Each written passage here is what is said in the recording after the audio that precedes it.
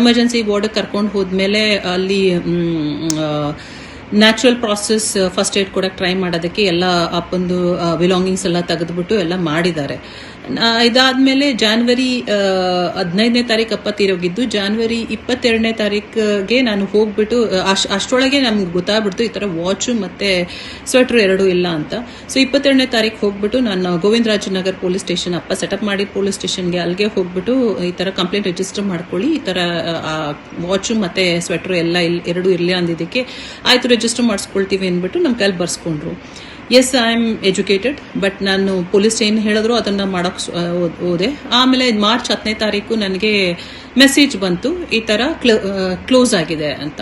ಸರಿ, ನಾನೇನ್ ಮಾಡಿದೆ, ಫೋರ್ಟಿಸಿಗೆ ಮೇಲ್ ಕಳಿಸ್ದೆ, ಈ ತರ ಬಂದಿತ್ತು, ಈ ತರ ಇನ್ಸಿಡೆಂಟ್ ನನಗೆ ಬರ್ತಿದ್ದೀನಿ, ನನಗೆ CCTV ಕ್ಯಾಮ್ರಾ ಫುಟೇಜ್ ಕೊಡಿ, ಮತ್ತೆ ಸಪೋರ್ಟ್ ಸ್ಟಾಫ್, ಸೆಕ್ಯೂರಿಟಿ ಗಾರ್ಡ್ಸ್ ಮತ್ತೆ ಇದು ಏನದು ಡ್ಯೂಟಿ ಡಾಕ್ಟರ್ಸ್ ಎಲ್ಲಾರ್ದು ಎನ್ಕ್ವೈರಿ ಮಾಡಿಸಿ ಲಾಸ್ಟ್ ಅಂಡ್ ಫೌಂಡ್ ಅಲ್ಲಿ ನೋಡಿ ಅಂತ ಹೇಳಿ ಎಲ್ಲ ರಿಕ್ವೆಸ್ಟ್ ಮಾಡ್ಕೊಂಡಿದ್ದಕ್ಕೆ ನನಗೆ ಅಲ್ಲಿ ಹೋದೆ.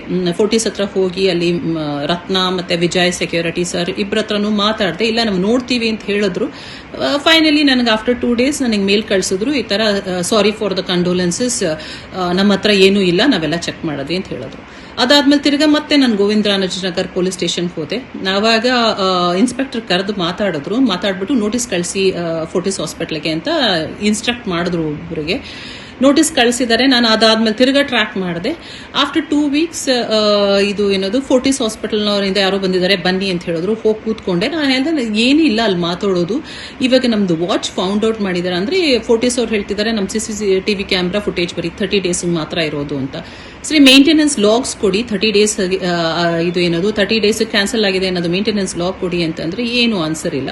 ಕೊನೆಗೆ ಫೈನಲಿ ಆಫ್ಟರ್ ಆಲ್ ದೀಸ್ ಇದು ಇವಾಗ 2 weeks back, 1 week back FIR register ಮಾಡ್ಕೊಂಡಿದ್ದಾರೆ.